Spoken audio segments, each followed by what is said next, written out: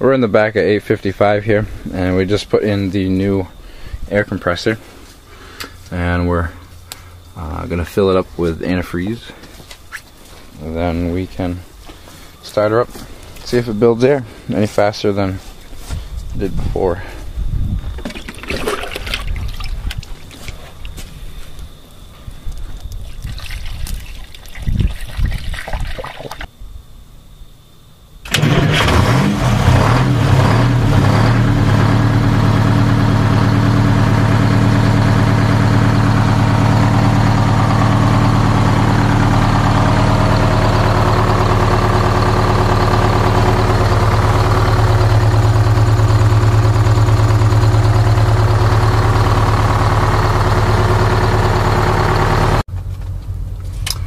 This is the main feed port for the compressed air for the bus from the air compressor, and it connects to this flexible steel line, and right in there was a brass or copper washer that we've lost or wasn't there to begin with.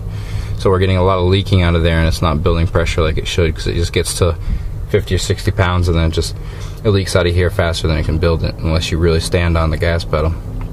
So we're gonna go and pick up that, and we're also gonna take Rob's bus to a guy who knows these old engines pretty good, and he's gonna kind of look at it and see what he thinks about the noise that comes and goes in the back of it. Here we are, Christmas Day, still working on the buses.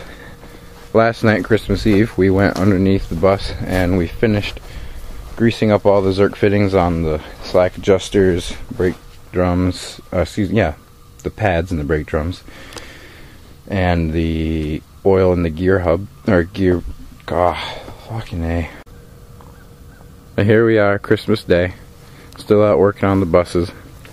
Last night, Christmas Eve, we were underneath the rear of this bus, and what we did was we put new service brake cans on.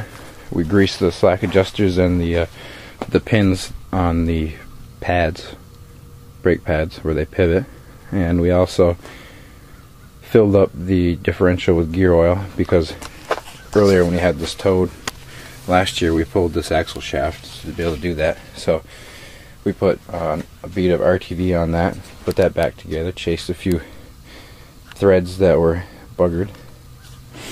And these tires also are new.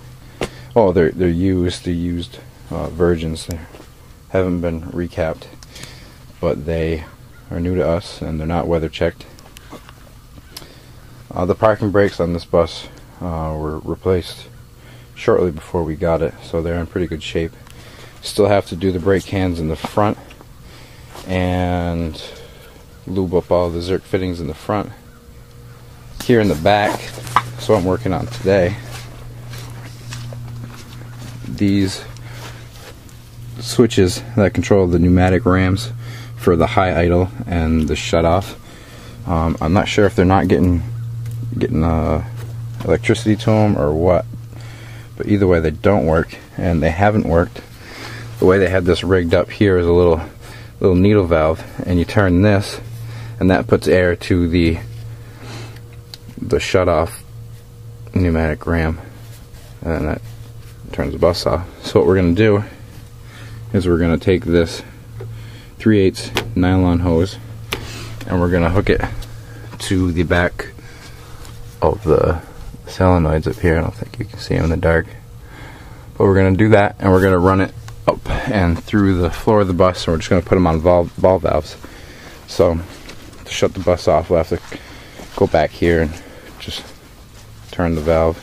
Also the high idle, because when we're on our way home we won't be able to do that, because there'll be a tow bar in a truck here, so that door won't open.